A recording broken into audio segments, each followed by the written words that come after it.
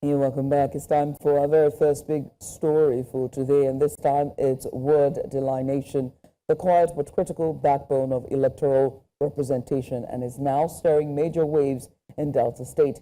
In Warri Federal Constituency, a growing number of Itsekiri leaders and youth groups are raising red flags over what they describe as historical marginalization in ward allocation. Their argument: despite being one of the founding ethnic nationalities in Delta State, the Itsekiri people are underrepresented, and this, they say, has led to years of political and developmental exclusion. And while the Independent Electoral Commission, INEC, recently concluded a new delineation exercise, which some groups like the Egbema Youths have praised, others, particularly from the Itsekiri Interest Group, have rejected the move, calling it skewed and unacceptable. Now, all eyes are on President Bola Tinubu as the Itsekiri leaders demand federal intervention to prevent what they want could become a regional crisis if left unresolved. Today on Big Story, we go beyond the headlines and into the heart of this conversation. We have with us here two gentlemen: Emiko Etuewe, leader council Warri South, Warri West, and also Gbubemi Awala, chairman Itsekiri Interest Group. Gentlemen, you're welcome to the show. Good morning. Thank you very much for coming through. Thank you for having us. All right, Mr. Emiko, I'm going to ask first off, my first question to you is, let's get an idea of what the mechanism around this delineation is and exactly why the groups are, well, some of them actually feel okay with it, but then mostly the Itsekiri interest groups aren't. So exactly what are the issues and what are the structures that were put in place by INEC? Oh, before you answer that, I would also like to tell that we did reach out to members of INEC and especially the Voters Education Program, but it was tough getting them through. Unfortunately, they couldn't get to be on the show for one reason or the other, but we did try. So, Mr. Emiko, please. Thank you very much for having us. Thank you for coming on. Firstly, let me correct an impression of the immediate past leader of the council. Immediate past immediate leader. Past from Good. 2021 to March 2024. All right. Now to answer your question. I came here and deal with the guidelines provided by Mustafa Yinka on the 21st of March 2024 after the Supreme Court ordered for a fresh delineation in the Warri Federal Constituency. The guidelines are here. You did mention that some ethnic nationalities had praised INEC for what they had done. Now let me expose something to you there. Go ahead. Which, of course, I'd like Nigerians to also take notice and serious cognizance on. INEC said what they have done is a draft, and some people are praising them. Isn't that suggestive? Of what? You're praising INEC for the draft they have, the proposed draft that they have submitted to the ethnic nationalities. Why the Itsekiris, we have rejected the draft because it doesn't match reality. So why exactly have the Itsekiri ethnic group Now, rejected? yes, I'm coming to that. I'm not going to bore people with a lot of details. I will speak to just these guidelines. I'll touch on one or two.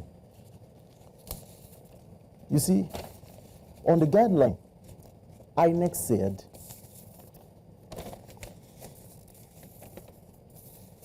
okay, I'm finding it difficult to get that actual part, but it's on my head. Okay, go ahead, please, go ahead. INEC said no word should exist in more than one local government. As we speak, the draft contains a particular unit. 2 units were transferred. Or should I, I think, I beg your pardon. INEC said no word should exist and no units should exist in more than one local government. As we speak, 2 polling units were transferred from Warri Southwest to add to some ghost units in Warri South. What are these to make ghost up units? wards. Let's so that we're clear on the details. What are these ghost units? Very succinctly, because we don't have much time. Yes, the ghost units are in Warri South, local governments. We have in the draft Ward 2, Bolowama Ward.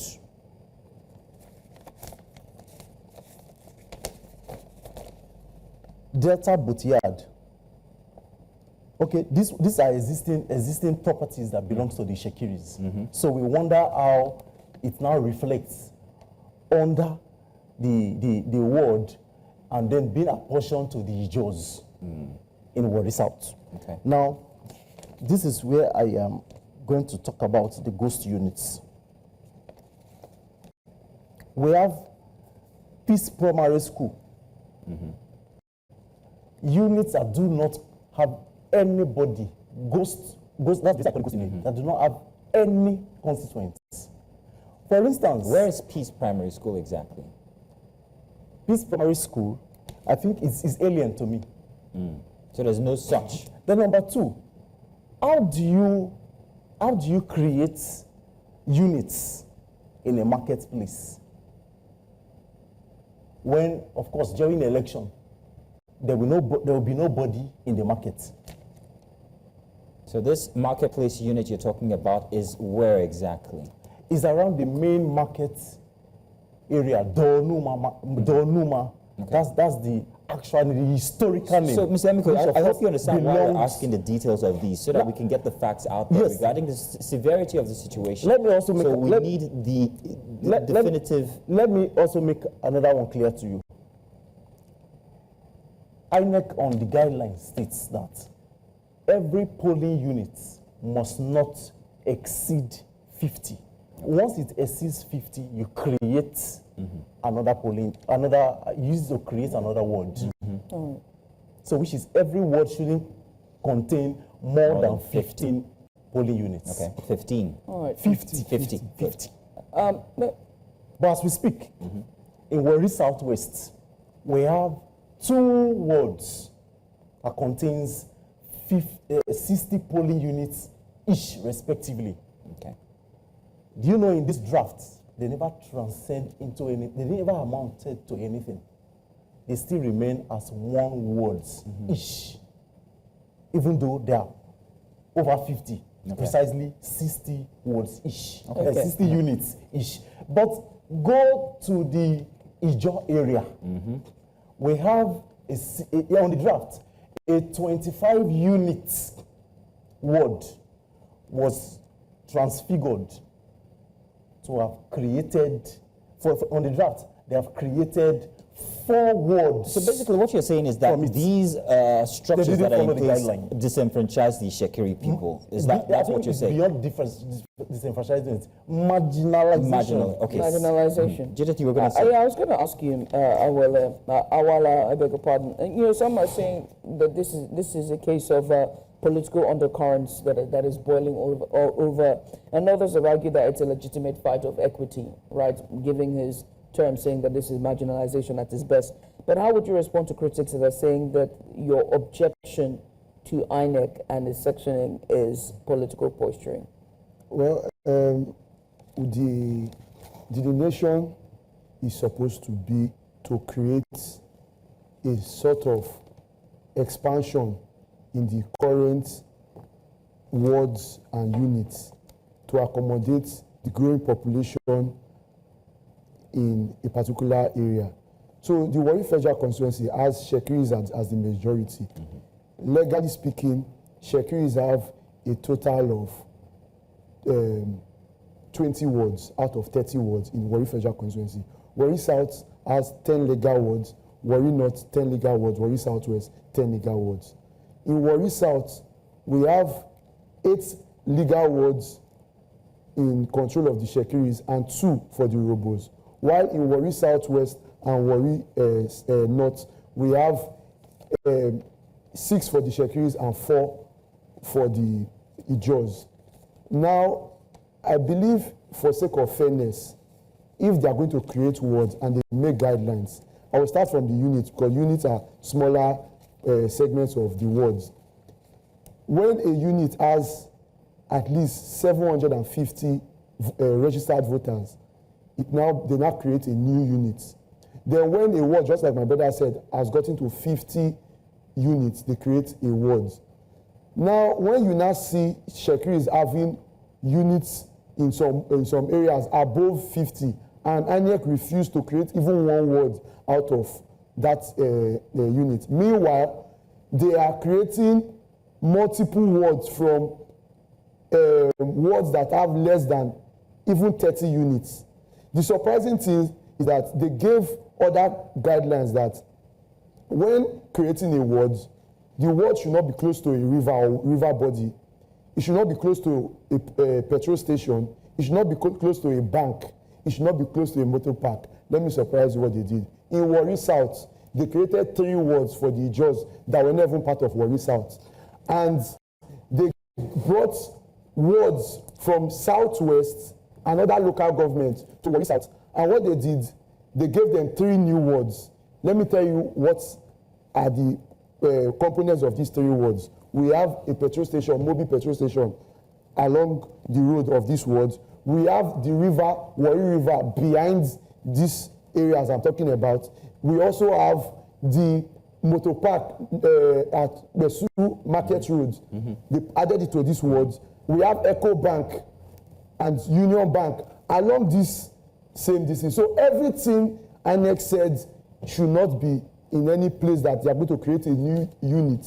Is what's playing out. Is what is playing out for the 3 wards. Okay. So if they said 4 things should not be part of the new ward that's going to be created, and you now start seeing INEC creating units, about 20 units or 15 units, and in these areas, all the things they said should not be there are present. So come elections, politically, what are the impacts of these ward creations that seem to marginalize, like Mr. Emiko has said? Okay, the ward creation, you understand it in the sense that wards during elections, they consider the delegates from the wards.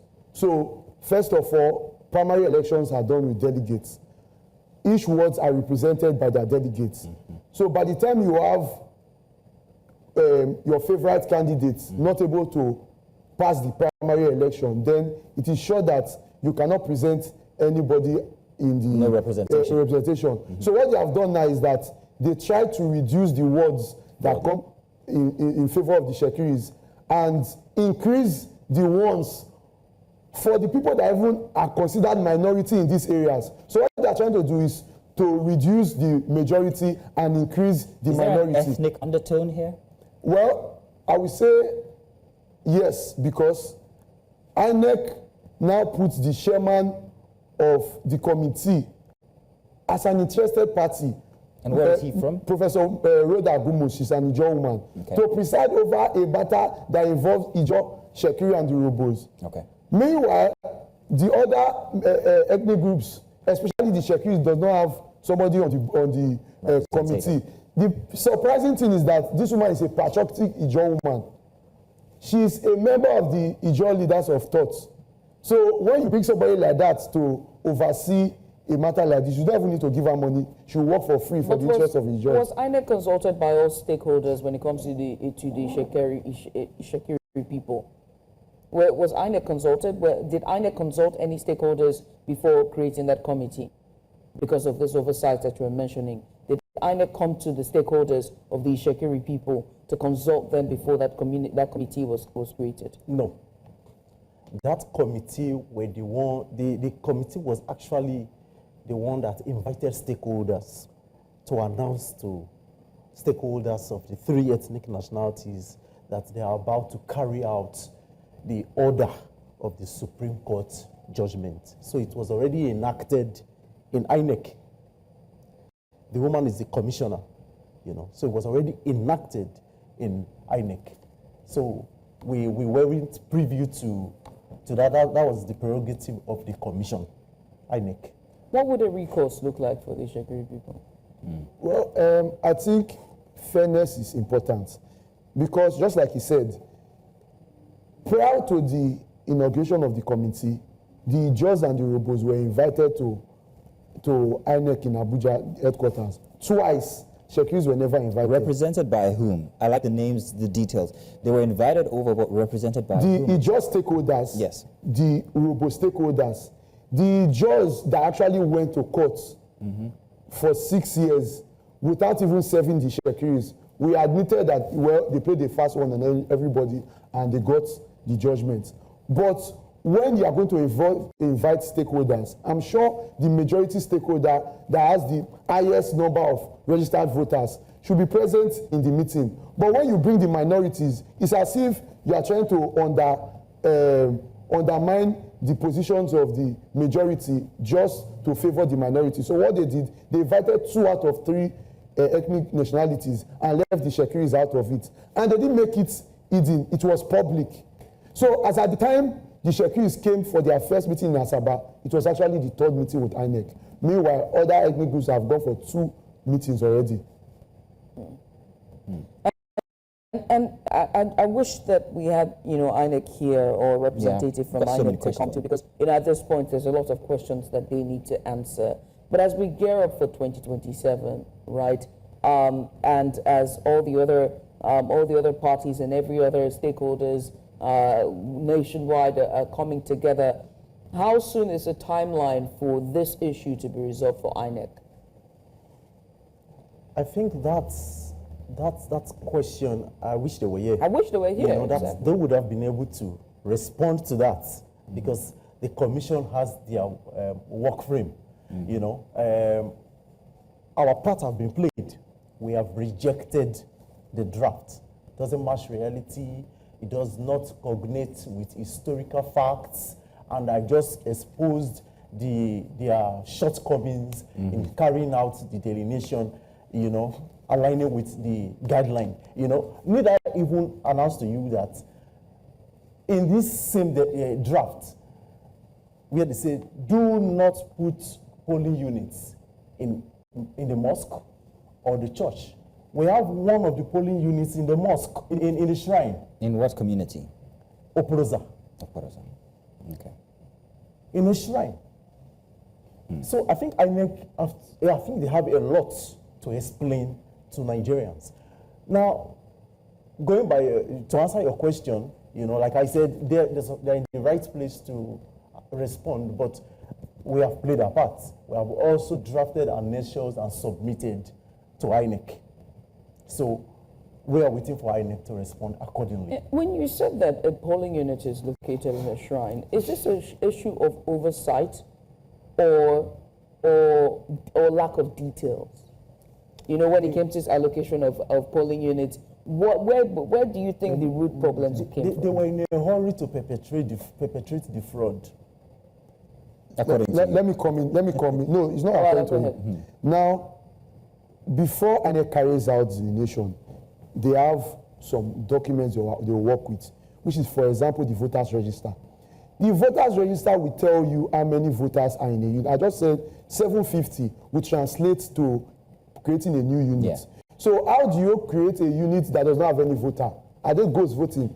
He said shrine. Let me tell you another one. There's a unit because there are coordinates on the GPS for every unit. There's a polling unit on the water. If you press your Google location for some of the locations they brought, some of the polling units are on water. And another thing why we are scared that INEC, they have something fishy going on. The Supreme Court judgment said for future election. So the delineation is supposed to be ahead of 2027. Right. And this delineation can be done in less than 6 months.